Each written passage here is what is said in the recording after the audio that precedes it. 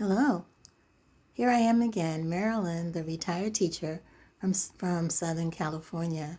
And today, I'm not really sure I did this for you, but today I'd like to tell you a little bit of my vision and tell you a little bit about myself. And I retired 13 years ago from teaching education. And I thought to myself, what's next? I thought I taught school for 40 years and I loved it. However, I always dreamed of doing something else, but I just couldn't think of what. Anyway, I married my husband in 1976, and we had 4 sons. And 2 years ago, we lost our second son. His name was Chene, and he was truly gifted beyond measure. I'm not just saying that as a mom, but looking at my 4 sons, I do know that he was gifted beyond measure. It was always something that he could do or would try. And he stopped doing 9 to 5 work after coming out of college. He stopped doing that and at age 28, and he decided that he wanted to work for himself instead of for other people and tiptoeing around them with things. So he decided to do that and to try to become an entrepreneur.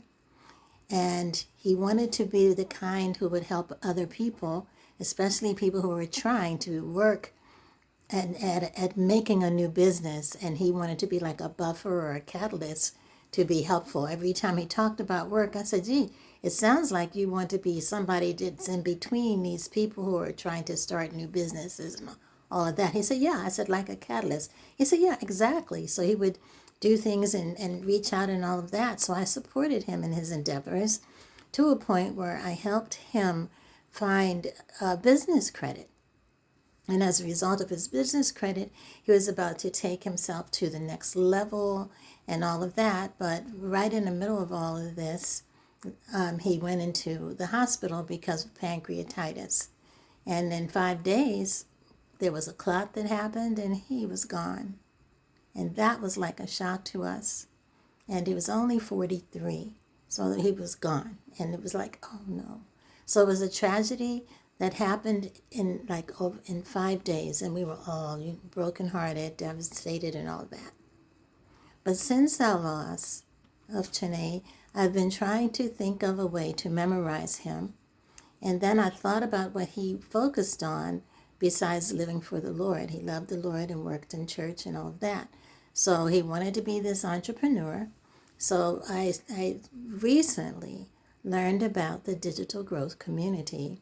And as I looked at it and thought about it, I said, oh my goodness, this is something that I could do. He would have loved this digital growth community. And I could do something like that in his memory. And it would be a business that myself as a senior and retired person could do. I was sort of not tech savvy because you needed to be tech savvy or you didn't have to be tech savvy.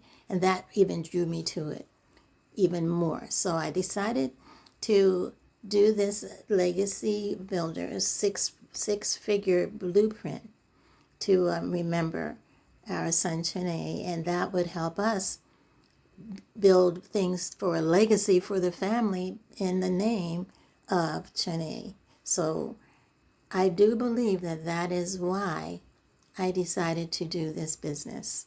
And it stuck with me. And at first I didn't say that it was because of my son, but I remember it being because of him. I said, okay, I'll take the plunge and do something like that. So that's part of what I needed to share when it came to that. And I'll talk to you more about it in my next clip. So thank you so much for listening, and God bless, and have a happy New Year's Eve.